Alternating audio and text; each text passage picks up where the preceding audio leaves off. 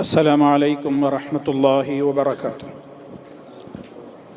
أعوذ بالله من الشيطان الرجيم. بسم الله الرحمن الرحيم. طاسين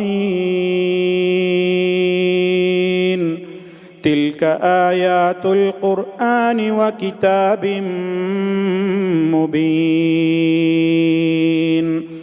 هدى وبشرى للمؤمنين الذين يقيمون الصلاة ويؤتون الزكاة وهم بالآخرة هم يوقنون.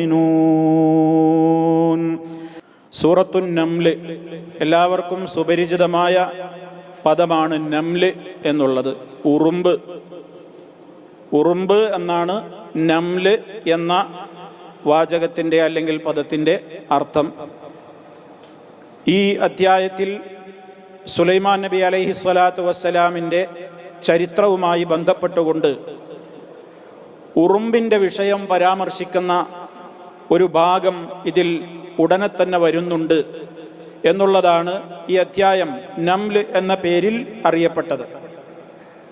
നമുക്കേവർക്കും അറിയാവുന്നതുപോലെ വിശുദ്ധ ഖുർആനിലെ സൂറത്തുകൾ രണ്ട് വിഭാഗമാണ്: മക്കിയായ സൂറത്തുകൾ, അതുപോലെ മദനിയായ സൂറത്തുകൾ. ഈ അധ്യായം മക്കിയായ അധ്യായമാണ്. മക്കിയായ സൂറത്തുകൾ എന്നുള്ളത് കൊണ്ട് ഉദ്ദേശിക്കപ്പെടുന്നത്, ചില ആളുകളെങ്കിലും വിചാരിച്ചിട്ടുള്ളത് പോലെ മക്കയിൽ അവതരിച്ചത് എന്ന സ്ഥല പ്രാധാന്യത്തെ മാനദണ്ഡമാക്കിക്കൊണ്ടല്ല ഈ മക്കി മദനി വേർതിരിക്കപ്പെട്ടിട്ടുള്ളത്. എല്ലാവർക്കും അറിയാവുന്ന കാര്യമാണെങ്കിലും ഒന്ന് ഓർമ്മ പുതുക്കാൻ വേണ്ടി സൂചിപ്പിക്കുകയാണ്. മക്കിയായ അധ്യായങ്ങൾ, മദനിയായ സൂറത്തുകൾ എന്നൊക്കെ പരാമർശിക്കപ്പെട്ടിട്ടുള്ളത്, അങ്ങനെ തരം തിരിക്കപ്പെട്ടിട്ടുള്ളത്. ഇപ്പം വിശുദ്ധ ഖുർആനിലെ 114 അധ്യായങ്ങൾ, 114 സൂറത്തുകളിൽ 28 സൂറത്തുകളാണ് മദനി സൂറത്തുകളിൽ ഉൾപ്പെട്ടിട്ടുള്ളത്. ബാക്കിയുള്ളവയെല്ലാം 86ഓളം സൂറത്തുകളും മക്കിയായ സൂറത്തുകളായിട്ടാണ് എണ്ണപ്പെട്ടിട്ടുള്ളത്. ഇത് ഏറ്റവും എളുപ്പത്തിൽ നമുക്ക് മനസ്സിലാക്കുവാൻ എന്താണ് മക്കി, എന്താണ് മദനി എന്നുള്ളത്, മക്കയിൽ അവതരിച്ചത്, മദീനയിൽ അവതരിച്ചത് എന്ന സ്ഥല മാനദണ്ഡം പ്രകാരമല്ല ആ പേര് നൽകപ്പെട്ടിട്ടുള്ളത്. മാ ഖബലൽ ഹിജറ, മാ ബഅദൽ ഹിജറ, അതാണ് അതിലെ മാനദണ്ഡം. ഹിജറക്ക് മുമ്പ് അവതീർണമായ, അഥവാ നബി സല്ലല്ലാഹു അലൈഹി വസല്ലമ മക്കയിൽ നിന്ന് 13ാമത്തെ ആ വർഷത്തിൽ 53ാമത്തെ വയസ്സിൽ അവിടുന്ന് മക്ക വിട്ട് മദീനയിലേക്ക് പോകുന്നു. ആ ഹിജറയുടെ കാലഘട്ടത്തിൻ്റെ മുമ്പ് അവതീർണമായിട്ടുള്ള അധ്യായങ്ങൾ, ആയത്തുകളൊക്കെയാണ് മക്കി എന്നറിയപ്പെടുന്നത്. ഹിജറാനന്തരം, ആഫ്റ്റർ ഹിജറ, ഹിജറക്ക് ശേഷം അവതീർണമായിട്ടുള്ള സൂറത്തുകളും ആയത്തുകളുമൊക്കെയാണ് മദനിയ എന്ന പേരിൽ അറിയപ്പെടുന്നത്. അത് എവിടെ വെച്ച് അവതരിച്ചു എന്നുള്ളത് വിഷയമല്ല. ഇപ്പോൾ മദീനയിലേക്ക് ഹിജറ പോയതിൻ്റെ ശേഷം നബി സല്ലല്ലാഹു അലൈഹി വസല്ലമ മക്കയിലേക്ക് മടങ്ങി വന്ന് മക്കം ഫതഹിന്റെ കാലഘട്ടത്തിൽ മക്കയിൽ വെച്ച് ആയത്തുകൾ അവതരിച്ചിട്ടുണ്ട്.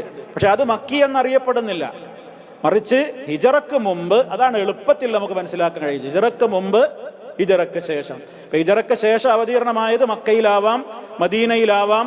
ഇനി നബി സല്ലല്ലാഹു അലൈഹി വസല്ലമ യാത്ര പോയിട്ടുള്ള അതിൻ്റെ തൊട്ടടുത്തുള്ള ഭൂപ്രദേശങ്ങളിൽ എവിടെ വെച്ചുമാകാം.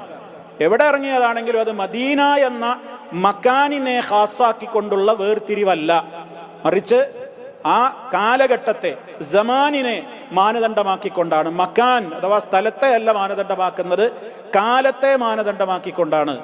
അപ്പോൾ ഖബലൽ ഹിജറ, ബഅദൽ ഹിജറ, ഖബലൽ ഹിജറയുള്ള എല്ലാ അധ്യായങ്ങളും ഏതിലറിയപ്പെടും? മക്കിയായ സൂറത്തുകൾ എന്നറിയപ്പെടും. ബഅദൽ ഹിജറ എല്ലാം എന്തിലറിയപ്പെടും? മദനിയ എന്നറിയപ്പെടും. നമ്മുടെ വിശുദ്ധ ഖുർആനിൻ്റെ, ഇപ്പോൾ സൗദിയിൽ നിന്ന് പ്രിന്റ് ചെയ്തിട്ടുള്ള ഖുർആനിൻ്റെ അവസാന പേജിൽ ഇത് തരം തിരിച്ചു കൊടുത്തതായിട്ട് നമുക്ക് കാണാൻ സാധിക്കും. ഓരോ സൂറത്തുകൾ, ഫാത്തിഹ മുതൽ നാസ് വരെ ഏതിലാണ് ഉൾപ്പെടുന്നത് എന്ന് കോളം തിരിച്ച് നമ്മുടെ കയ്യിലുള്ള മുസ്ഹഫുകളിൽ നോക്കിയാൽ നമുക്ക് കാണുവാൻ സാധിക്കും. അത് പ്രാഥമികമായിട്ട് മനസ്സിലാക്കേണ്ടുന്ന ഒരു കാര്യം എന്ന നിലക്ക് ഓർമ്മപ്പെടുത്തുകയാണ്. ഈ